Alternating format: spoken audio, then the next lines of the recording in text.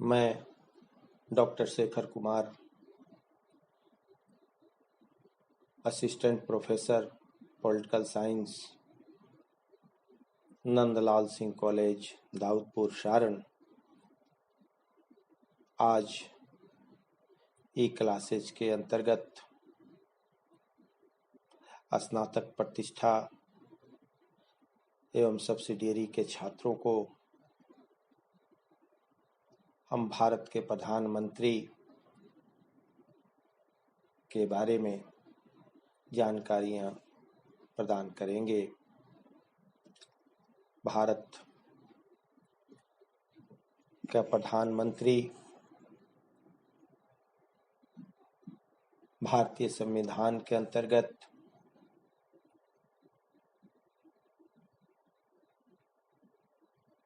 British प्रधानमंत्री की तरह ही प्रधानमंत्री के पद का प्रावधान किया गया है। चूंकि भारत में संसदीय शासन प्रणाली अपनाई गई है, इसलिए प्रधानमंत्री का पद अनिवार्य है। ब्रिटिश और भारतीय प्रधानमंत्री के पद में हम यह अंतर पाते हैं कि जहां ब्रिटेन में प्रधानमंत्री के पद का कोई संवैधानिक आधार नहीं है, वहीं भारत में प्रधानमंत्री पद का संवैधानिक आधार है। भारतीय संविधान के अनुच्छेद 74 के अंतर्गत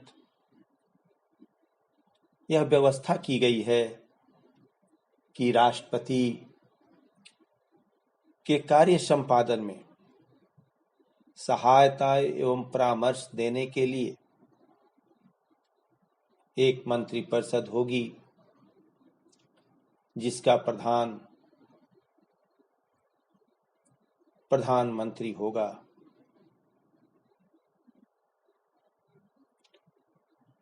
भारतीय शासन व्यवस्था में प्रधानमंत्री पद का सर्वाधिक महत्व है। प्रधानमंत्री देश का राजनीतिक शासन होने के कारण संपूर्ण शासन का आधार स्तंभ है।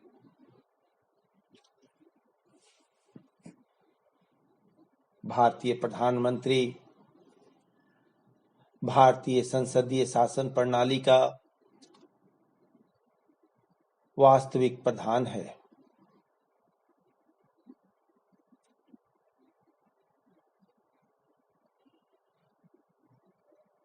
प्रधानमंत्री पद का संवैधानिक आधार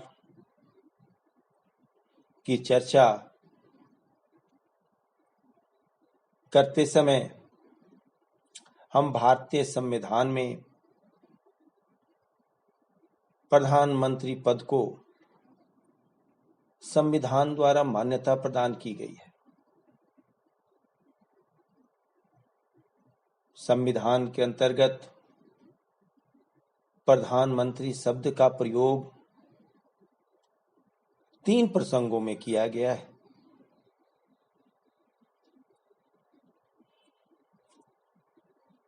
पहला है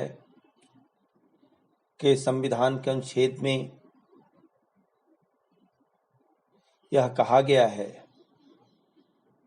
कि राष्ट्रपति को अपने कार्यों का संपादन करने में सहायता एवं सलाह देने के लिए एक मंत्रिपरिषद होगी, जिसकी अध्यक्षता प्रधानमंत्री करेगा। और 42वें संवैधानिक संशोधन में यह कहा गया कि राष्ट्रपति ऐसे परामर्श मानने के लिए बाध्य होगा। संविधान के 44वें संशोधन अधिनियम में राष्ट्रपति को मंत्रिपरिषद के परामर्श से कार्य करने की व्यवस्थाएं हैं। दूसरा जो प्रधानमंत्री का संवैधानिक आधार है वह है संविधान के अनुच्छेद 75(1) में कहा गया है कि प्रधानमंत्री की नियुक्ति राष्ट्रपति करेगा तथा अन्य मंत्रियों की नियुक्ति राष्ट्रपति प्रधानमंत्री की मंत्रणा पर करेगा।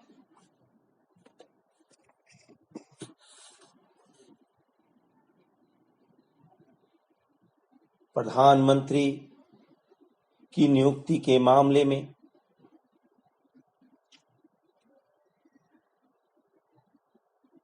कभी कभी ही राष्ट्रपति अपने स्वविवेक का प्रयोग कर सकता है। उसकी नियुक्ति में राष्ट्रपति मनमानी नहीं कर सकता, क्योंकि राष्ट्रपति ऐसे व्यक्ति को प्रधानमंत्री चुनता है जो लोकसभा के बहुमत दल का नेता या जिसे सदन में बहुमत का समर्थन प्राप्त हो।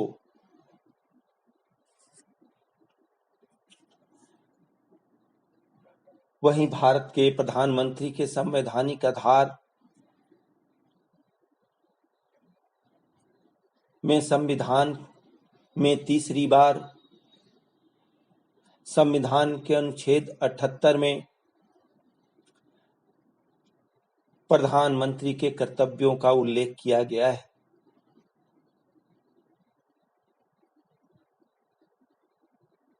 इन सारी व्यवस्थाओं से हमें यह पता चलता है कि संविधान के अंतर्गत प्रधानमंत्री की नियुक्ति उसके कार्यों तथा स्थिति के बारे में चर्चा की गई है,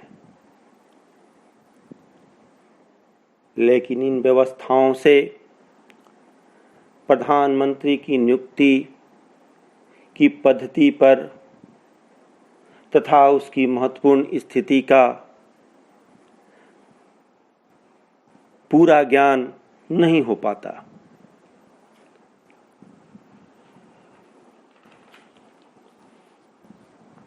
भारत में प्रधानमंत्री ही वास्तविक शासक है।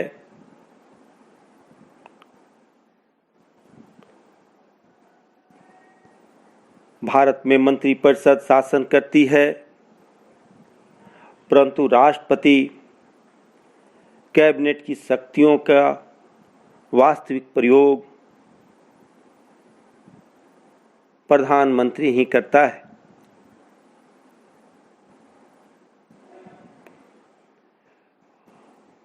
भारत के प्रधानमंत्री की नियुक्ति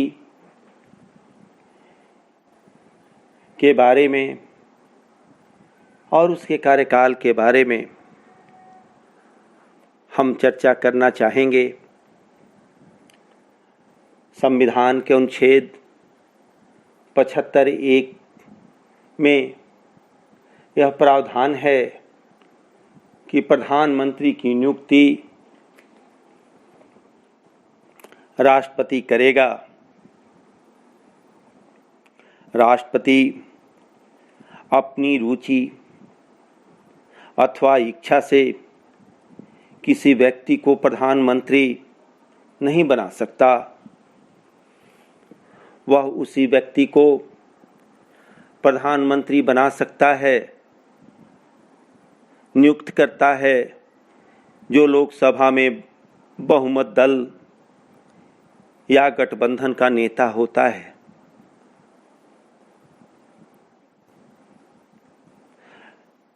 लोकसभा के बहुमत दल या गठबंधन के नेता को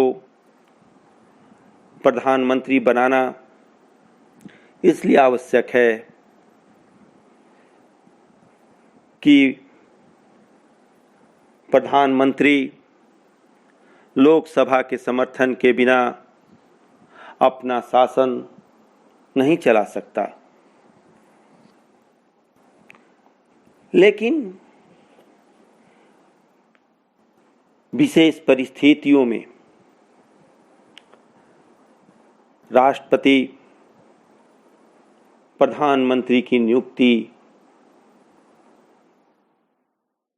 स्वेच्छा से भी कर सकता है।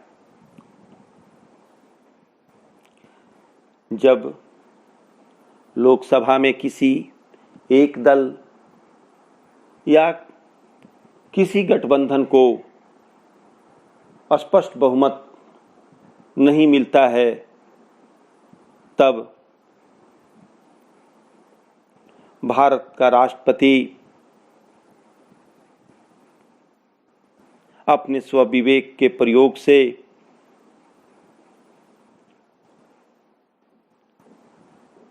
ऐसे व्यक्ति को प्रधानमंत्री नियुक्त कर सकता है जो लोकसभा में अपना बहुमत सिद्ध कर सके।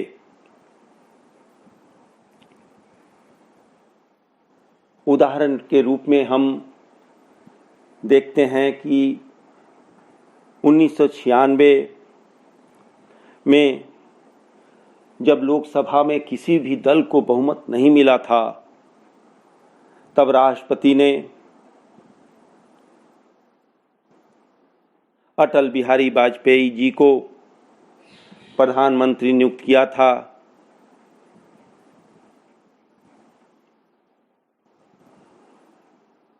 फिर उनके पदत्याग के बाद एच.डी. देवेगौड़ा जी को प्रधानमंत्री नियुक्त किया गया। दूसरी ऐसी परिस्थिति है जब राष्ट्रपति स्वविवेक का प्रयोग करता है, जब लोकसभा के बहुमत प्राप्त दल का नेता या गठबंधन का नेता त्यागपत्र दे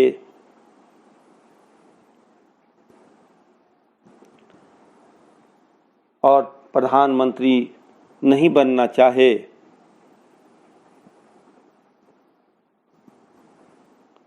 और कोई निश्चित नेता उस सदन में राष्ट्रपति की नज़र में नहीं है जो बहुमत सिद्ध कर सके, ऐसे में राष्ट्रपति स्वविवेक का प्रयोग कर किसी भी व्यक्ति को प्रधानमंत्री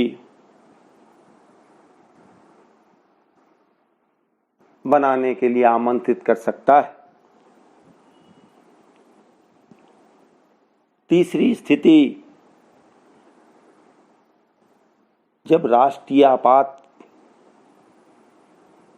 के समय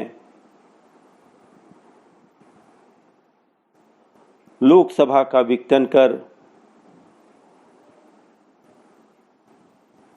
राष्ट्रपति किसी भी व्यक्ति को कम समय के लिए कार्यकारी प्रधानमंत्री नियुक्त कर सकता है।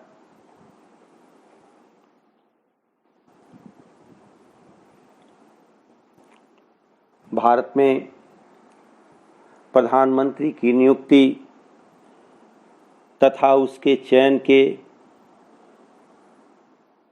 विश्लेषण से हम पाते हैं कि प्रधानमंत्री की नियुक्ति संसद के दोनों सदनों में से हो सकती है।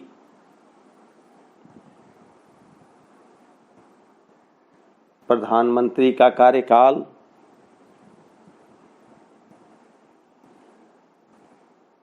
जो है वह राष्ट्रपति की कृपा पर आश्रित है। यह संविधानतः है, लेकिन व्यवहार में प्रधानमंत्री तब तक अपने पद पर बना रहता है जब तक कि उसे लोकसभा के बहुमत का समर्थन प्राप्त रहता है। यदि लोकसभा चाहे तो अविश्वास प्रस्ताव पारित कर प्रधानमंत्री को अपने पद से अपदस्थ कर सकता है, हटा सकता है। यदि सत्तारूढ़ दल जो है, यदि उसमें आंतरिक विद्रोह हो, असंतोष हो, उस परिस्थिति में राष्ट्रपति स्थिति का लाभ उठाते हुए प्रधानमंत्री को पद से हटा सकता है।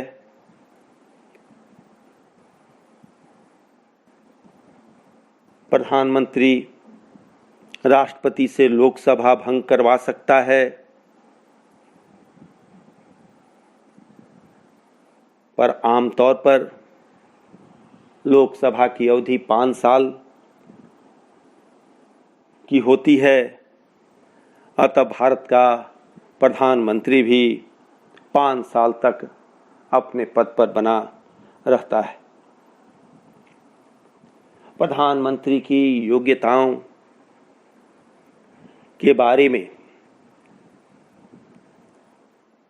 कुछ स्पष्ट अर्हताएं नहीं हैं। भारतीय संविधान में इसकी योग्यता का उल्लेख नहीं है। प्रधानमंत्री के संबंध में सिर्फ इतना कहा गया कि उसे लोकसभा के प्रति उत्तरदायी होना चाहिए और संसद के किसी भी सदन का सदस्य होना चाहिए। परंतु प्रधानमंत्री के कुछ व्यक्तित्व गुण भी होने चाहिए, कुछ चारित्रिक विशेषताओं का भी होना आवश्यक है। प्रधानमंत्री में नेतृत्व की क्षमता होनी चाहिए।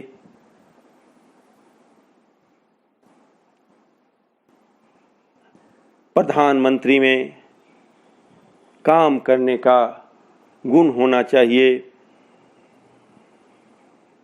प्रधानमंत्री का व्यक्तित्व जो है वह निखरा हुआ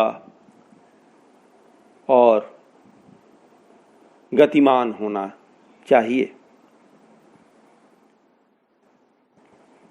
प्रधानमंत्री को लोकसभा का अध्ययनकर्ता, प्रचार कला का पंडित और कुशल वक्ता होना चाहिए।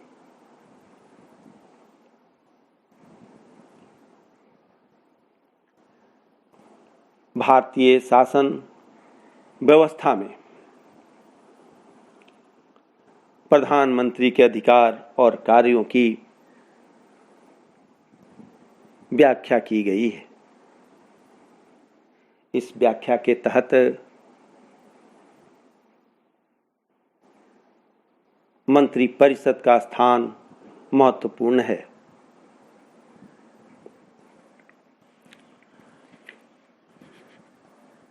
और मंत्रिपरिषद प्रधानमंत्री की इच्छा से होता है। भारतीय प्रधानमंत्री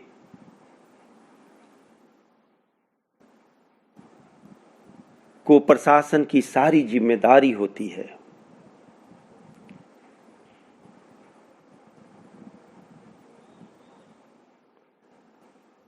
भारत के प्रधानमंत्री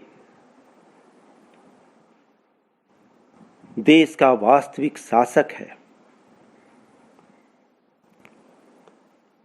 भारतीय प्रधानमंत्री की शक्तियों को देखने से हमें यह ज्ञात होता है कि यह प्रधानमंत्री वास्तविक कार्यपालिका अधिकारी है। भारतीय प्रधानमंत्री के अधिकारों और कार्यों को हम अगले कुछ बिंदुओं के माध्यम से आपके समक्ष रख सकते हैं। मंत्रिपरिषद के निर्माण तथा जीवन मरण का केंद्र बिंदु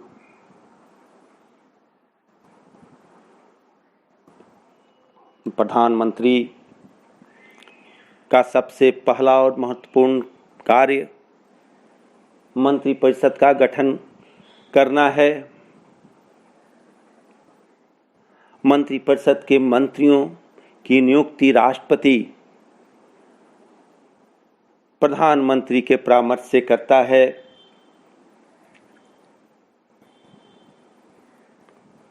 प्रधानमंत्री ही मंत्रिपरिषद के सदस्यों की सूची तैयार करता है, जिसे राष्ट्रपति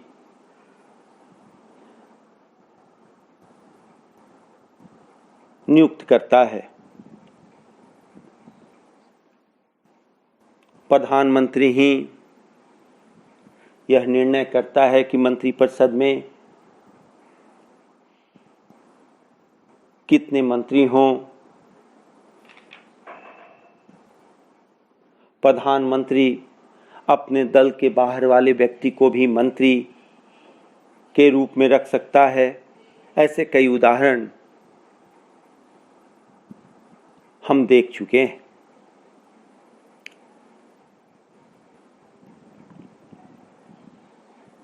मंत्रिमंडल का कोई भी सदस्य प्रधानमंत्री के नेतृत्व की अवहेलना कर मंत्रिपरिषद में नहीं रह सकता।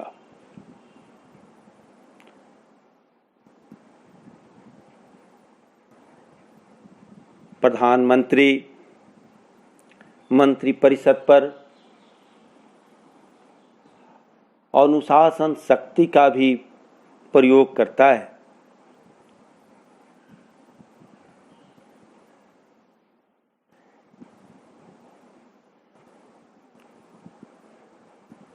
प्रधानमंत्री की इच्छा से किसी भी सदस्य को मंत्रिपरिषद से हटाना या उसे रखना निर्भर करता है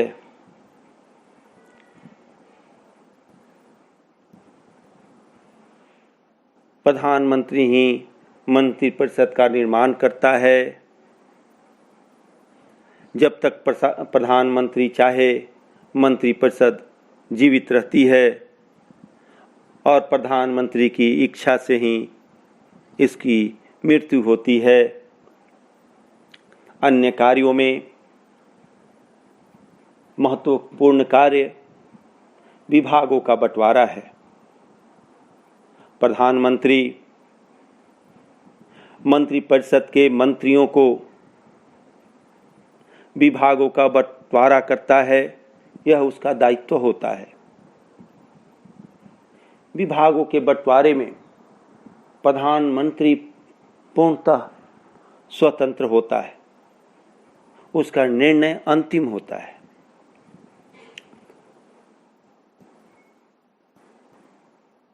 प्रधानमंत्री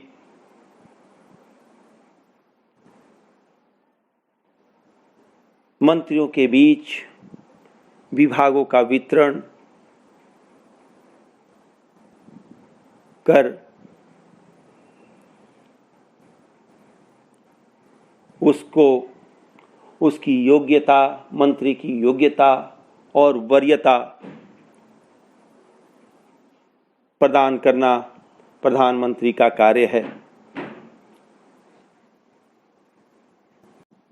प्रधानमंत्री के अन्य कार्यों में मंत्रिमंडल की बैठकों का सभापतित्व करना प्रमुख होता है। प्रधानमंत्री मंत्रिमंडल के कार्यों का संचालन करता है। मंत्रिमंडल के कार्रवाई, नीति निर्धारण, निर्णय में प्रधानमंत्री की भूमिका महत्वपूर्ण होती है।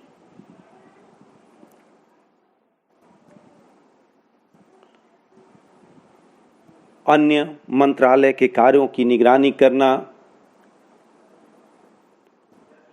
इसके महत्वपूर्ण कार्यों में सम्मिलित है। हम जानते हैं कि प्रधानमंत्री मंत्रिमंडल का प्रधान होता है, इसलिए सभी मंत्रालयों और उसकी नीतियों का वह समन्वय करता है। वह प्रशासन के समस्त कार्यों की देखभाल करता है।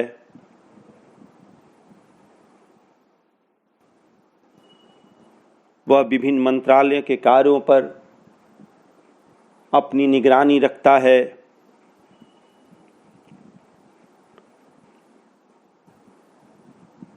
प्रधानमंत्री देश का वास्तविक प्रशासक होता है। वह अपने सहयोगियों के परामर्श से सरकार की नीतियों को निर्धारित करता है। प्रधानमंत्री शासन की एकता का प्रतीक है।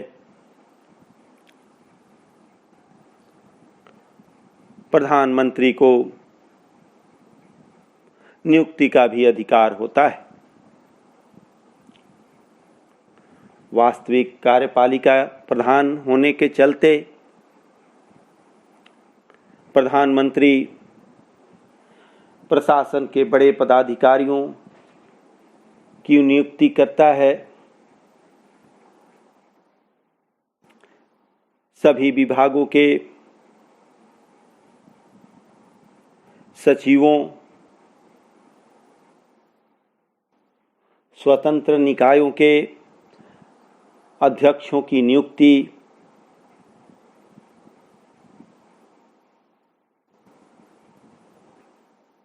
प्रधानमंत्री करता है।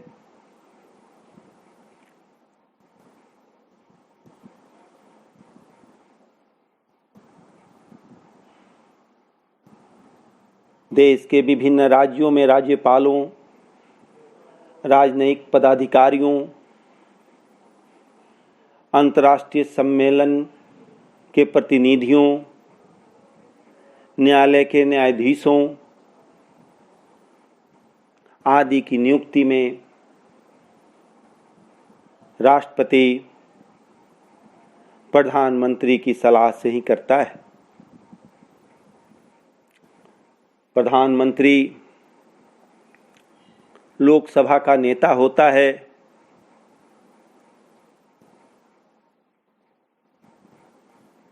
इसलिए व्यवस्थापन और प्रशासन से संबंधित नीतियों के निर्धारण में उसका प्रमुख हाथ होता है। प्रधानमंत्री संसद में मंत्रिमंडल का प्रतिनिधित्व करता है। सभी महत्वपूर्ण विधेयकों पर अभिभाषण करता है।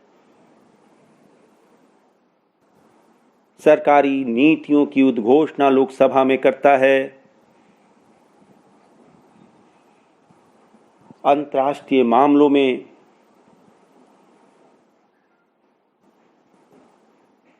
वह अंतिम प्रवक्ता होता है।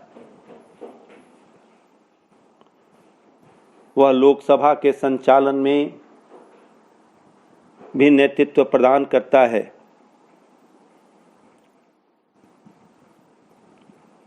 वह लोकसभा का समय विभाजन तथा कार्यक्रम तैयार करता है। लोकसभा को विकसित करने के लिए वह राष्ट्रपति को परामर्श दे सकता है।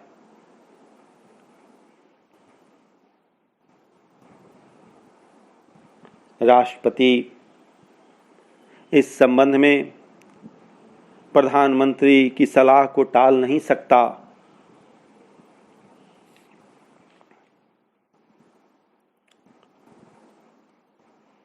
दल का नेता होने के साथ साथ लोकसभा का भी वह नेता होता है।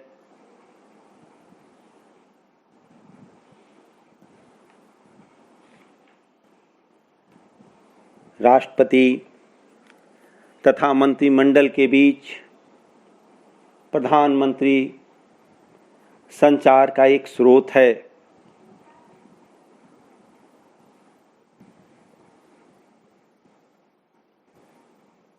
प्रधानमंत्री मंत्रिमंडल तथा राष्ट्रपति के बीच एक कड़ी का कार्य करता है। जनसाधारण की बातों को वह राष्ट्रपति के समक्ष पहुंचाने का एक माध्यम है। मंत्रिमंडल के निर्णयों, प्रशासन संबंधी बातों की सूचना प्रधानमंत्री के द्वारा ही दी जाती है। प्रधानमंत्री राष्ट्रनायक होता है।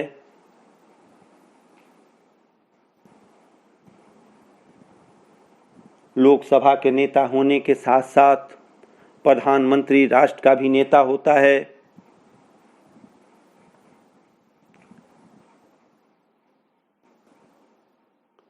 प्रधानमंत्री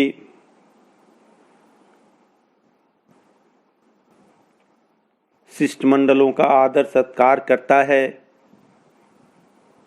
उनसे विचार विमर्श करता है। प्रधानमंत्री के भाषणों का जनमानस पर व्यापक प्रभाव पड़ता है।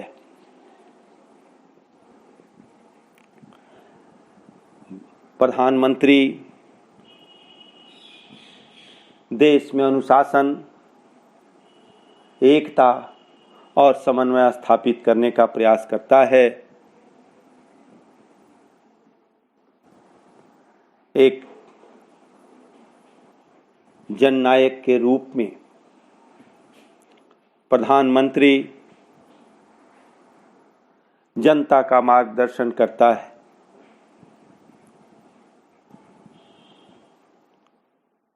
अंतर्राष्ट्रीय मामलों में प्रतिनिधित्व का अधिकार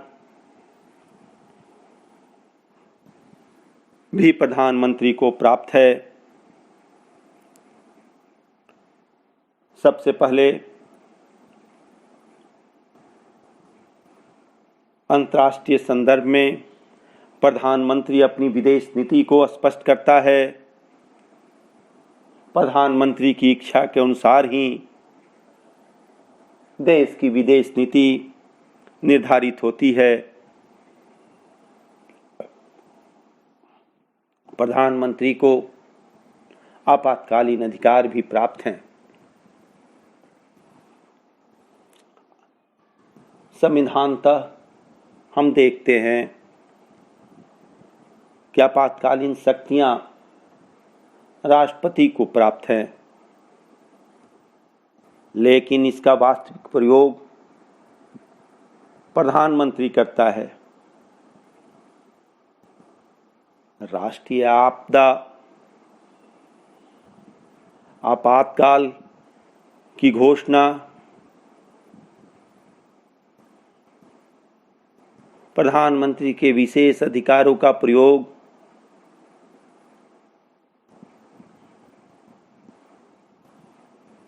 प्रधानमंत्री तथा मंत्रिमंडल की एक बड़ी शक्ति है।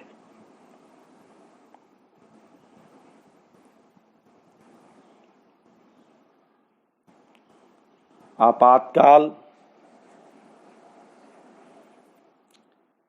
की चर्चा के दौरान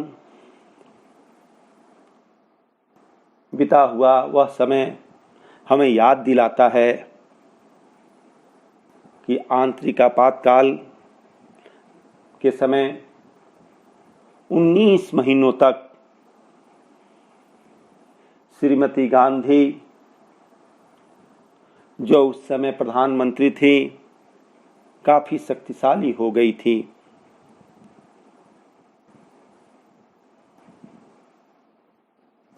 उसके बाद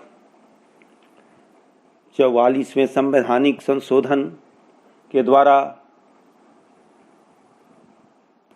यह व्यवस्था की गई कि मंत्रिमंडल आपातकाल लागू करने की सिफारिश राष्ट्रपति को लिखित रूप से भेजेगी।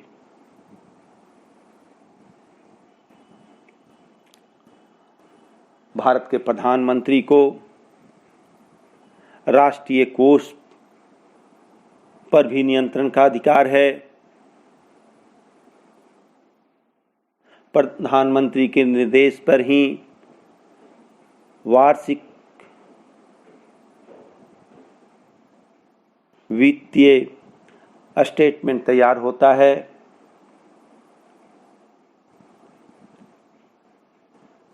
राष्ट्रपति के द्वारा जो विशिष्ट शक्तियां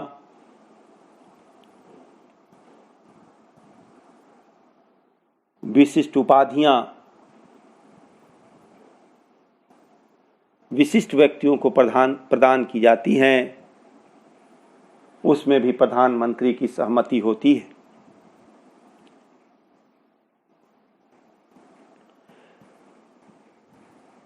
प्रधानमंत्री की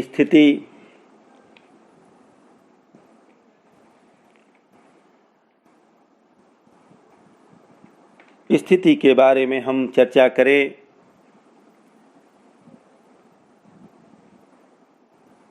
तो बहुत सारे विचार हमारे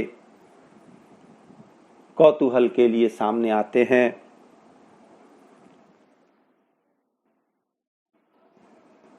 इतनी ज़्यादा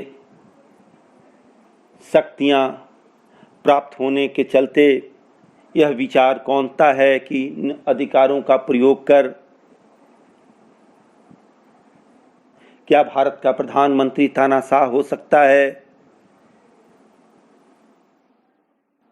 बहुत सारे विचार इस तरह के हमारे मन मस्तिष्क में उमड़ते रहते हैं।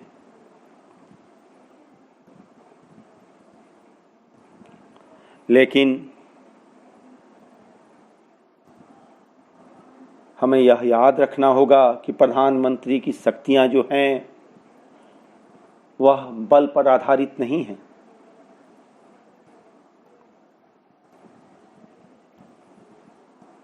प्रधानमंत्री अपने साथियों, दल, संसद तथा जनता की उपेक्षा नहीं कर सकता। प्रधानमंत्री की शक्ति इन सभी को साथ लेकर चलने में है।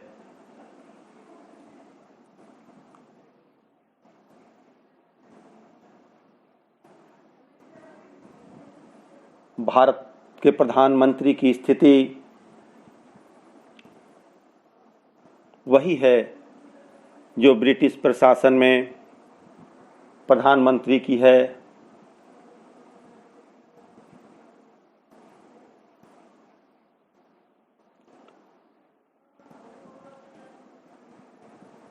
भारत के प्रधानमंत्री शासन में सभी जगह प्रधान है।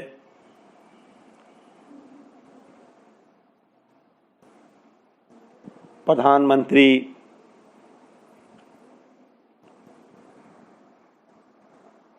मंत्रिमंडल और राष्ट्रपति के बीच कड़ी का काम करता है।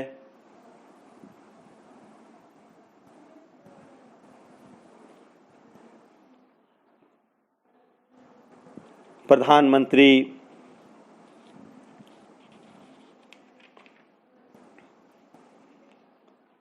की स्थिति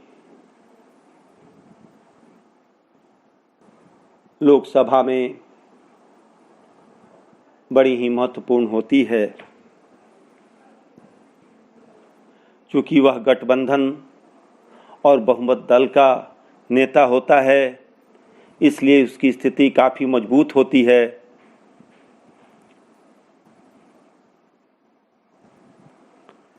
लेकिन प्रधानमंत्री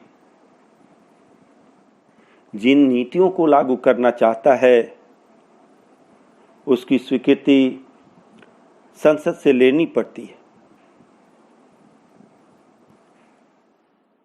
यदि संसद चाहे तो उसकी नीतियों को अस्वीकार कर सकती है। लोकसभा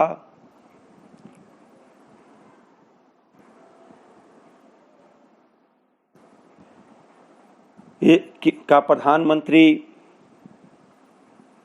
पर काफी नियंत्रण होता है। संसद के सदस्य प्रधानमंत्री से प्रश्न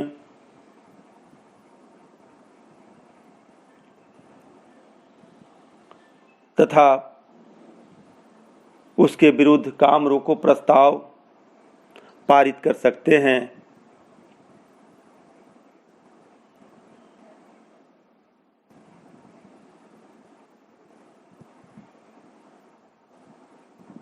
विभिन्न माध्यमों से प्रधानमंत्री की स्थिति जो है तो प्रधानमंत्री यदि कठोर अनुशासन का है, अपने दल पर पूर्ण नियंत्रण है,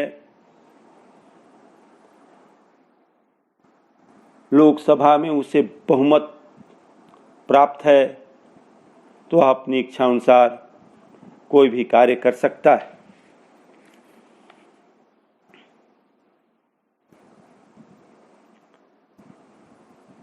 प्रधानमंत्री की शक्ति इन सभी को साथ लेकर चलने में है। प्रधानमंत्री अपनी मंत्रियों के साथ तानाशाह जैसा व्यवहार नहीं कर सकता।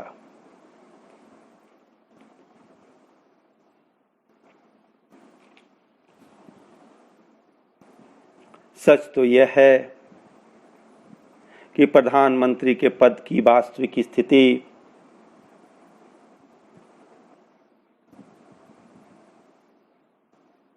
उसके पदाधिकारियों पर निर्भर करती है।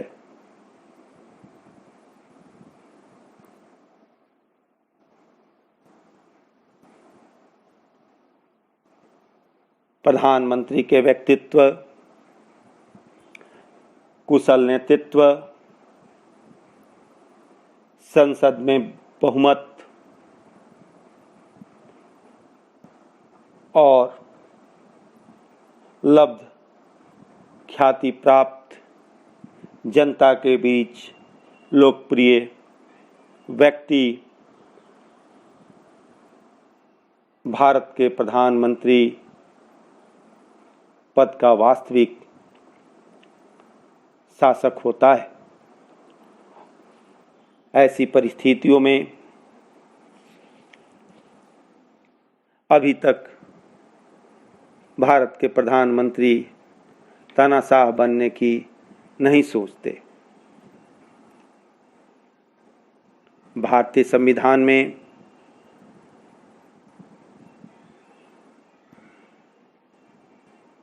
प्रधानमंत्री का पद काफी शक्तिशाली एवं प्रतिष्ठित है।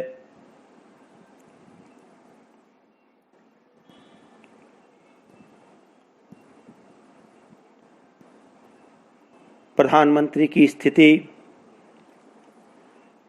हम कह सकते हैं कि निश्चित रूप से एक तानाशाह के समान है, लेकिन भारतीय प्रधानमंत्री को नियमों, प्रथाओं, अभिसमयों के अनुसार देश का शासन चलाना है।